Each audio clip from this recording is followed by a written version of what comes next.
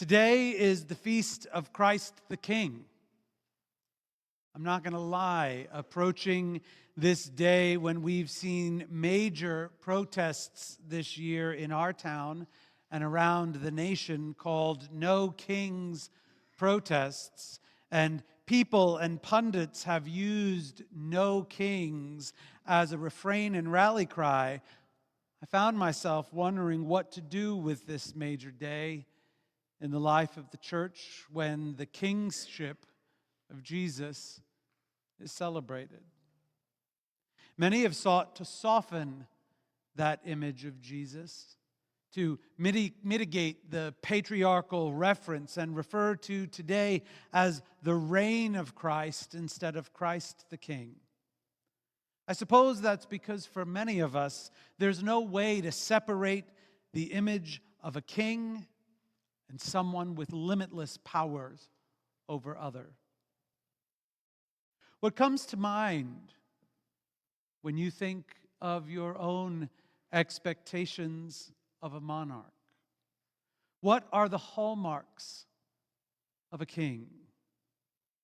I suspect that for most of us, one way or another, our images will be wrapped up in strength and power.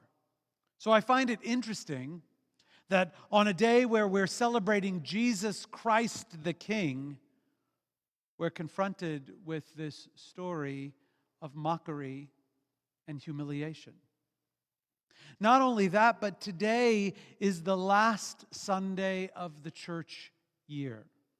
Next Sunday, we begin our journey of anticipation as we begin Advent. We will wait with expectant hearts for the birth of a baby who will change everything.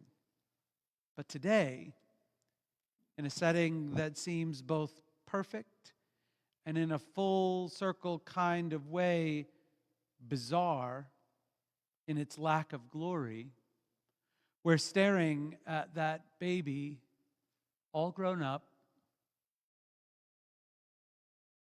and hung on a cross. As I reflected on the connection of these two moments in the life of Jesus, I kept hearing one of my favorite carols, "What Child Is This?"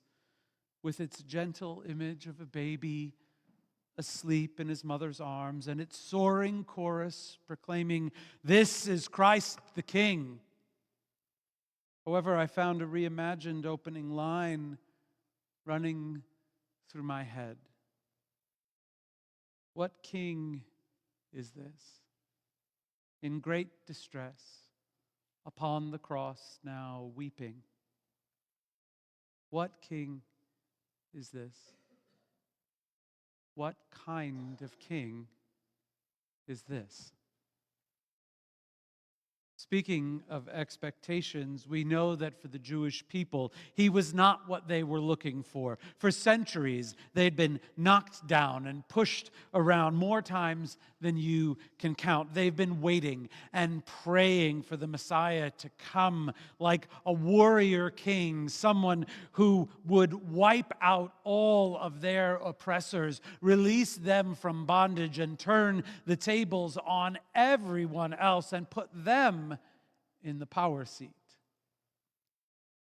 Let's put aside for a moment all of the forces that conspired to take Jesus down and why they were actually threatened by him and his message. For now, let's think about those who were standing there eager to see this man die, twisted and tortured. Now, for just a minute, try imagine being there that day, not knowing what you know today.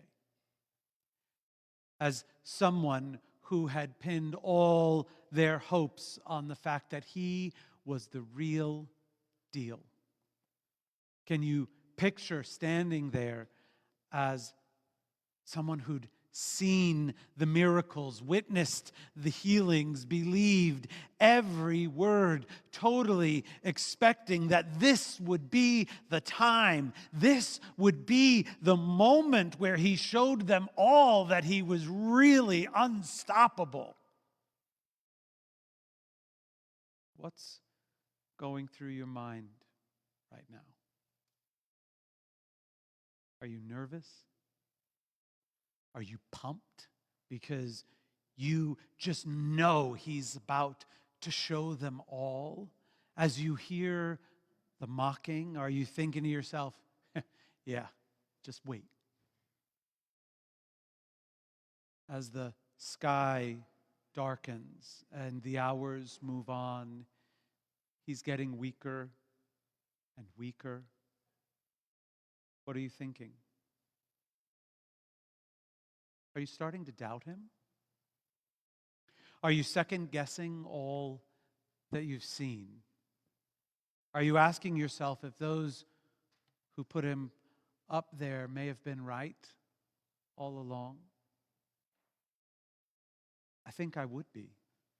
I mean, it's nice to think that everybody just got it, right? That those who'd followed him, though painful to watch, understood what was happening before them, but I'm not sure that that was the case.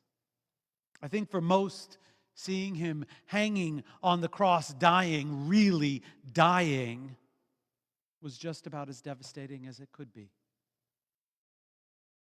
So what king is this? And why do we have this image today? Well, there's a lot here that we could look at that could easily define Jesus' reign. There's the proclamation of Jesus' innocence by the criminal asking to be remembered, which is also repeated just a few moments after our passage today by the Roman centurion on watch. This, of course, is a reference to his being guilt-free of any crime, but it also is a key theme for Luke, who brings us this passage today about the inherent innocence and purity of Jesus. There's the stunning display of forgiveness as Jesus prays to God to forgive those who persecute him and absolves the criminal turned believer at his side. In the midst of horrific violence, Jesus is still emanating mercy and loving kindness. The piece I find most compelling, though, is only a small part of Jesus' response to the criminal seeking redemption. Though he says nothing to the first one, the one on the other side with his taunts and blatant self-interest, to the one who turns himself over to him, he tells him that he will be in paradise with him today. Friends, this is critical. Jesus doesn't talk about this togetherness in paradise as some distant thing, something that will happen later. No, he offers it right away, today. Jesus' response to the turning of this man's heart is to give all of his right back. He doesn't withhold it. He doesn't make it conditional. This is the definition of the kingship of Christ. If you seek me, if you look to me, if you turn your heart to me and sincerely ask for my forgiveness, it will be yours, and I will lavish all that God has given upon you, and I won't make you wait for it. And here again, I bet that many of us have an idea or two about what that looks like. But let's be clear. This does not mean a life of luxury or privilege or power. Those are human constructs based on human wants. What Jesus will lavish upon you is love when you feel alone. What Jesus will pour out on you is mercy when you seek forgiveness. What Jesus offers is a place at the table, and all he asks of us, the only requirement, is that we turn our hearts to him. It doesn't matter what came before or what condition our hearts are in when we do it. Whether we are broken by being shut out of community, or by the abuse of having God used as a weapon against us, or hardened by the belief that we are all we really need, that power makes us better, that greed is good, that winning means everything, or by the judgment of those who are different, because there's nothing that God cannot redeem. The realm that Jesus reigns over doesn't look like what we understand kingdoms to be here on earth. And perhaps that's why we ask ourselves today, what king is this?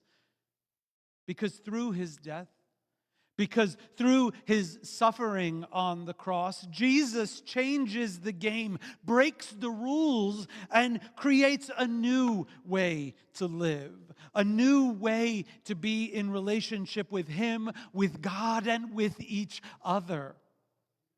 His is a new kind of kingship, and his reign is defined by hope, filled with grace, and ruled by the unimaginable love of God.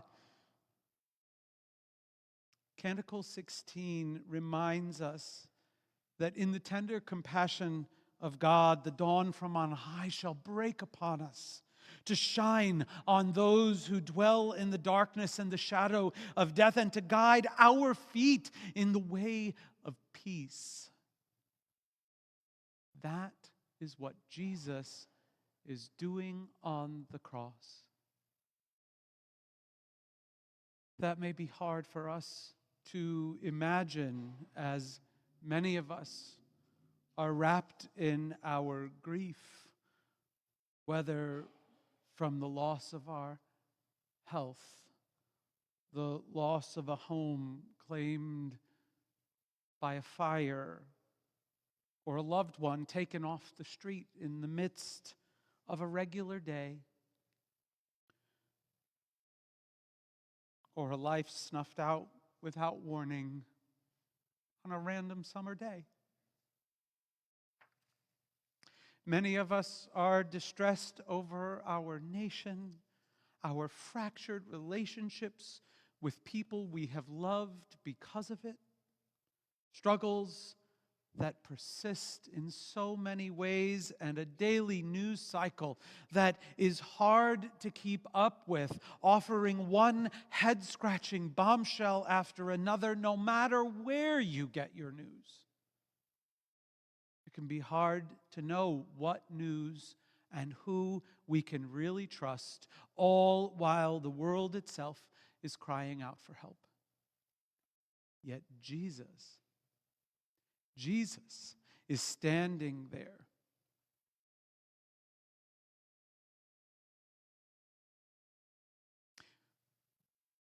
With open arms, calling us, asking us to choose to follow him, and showing us through his own very human death that what looks like the end, that death is not the end of the story ever.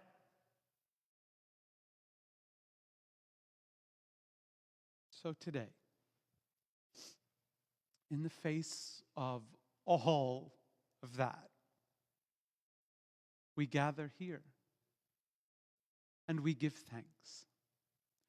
We give thanks that God loved us so much that God came to us through Jesus to show us what it really means to lead with love. We give thanks that God never gives up on us and is ready to receive us when we follow the path of love, no matter where we start from or when we started. Today, we also give thanks for the gift of this place, our spiritual home. We give thanks that we have a place to gather as a community of flawed, imperfect people, perfectly united by God in this place. We give thanks for the opportunity it provides to come to the table and be refreshed by Jesus. We give thanks for the work we do in and through this place, and to serve and walk with those who may not experience the privilege that many of us enjoy. And we do it because that is what we are called to do by Jesus, who rules not with might, but with mercy, who governs not with an iron fist, but with an outstretched hand. He may not be the mighty Messiah we were hoping for, but as he journeyed here among us and through his death and resurrection, he became the King of our hearts and the King of our hope. So now, my friends,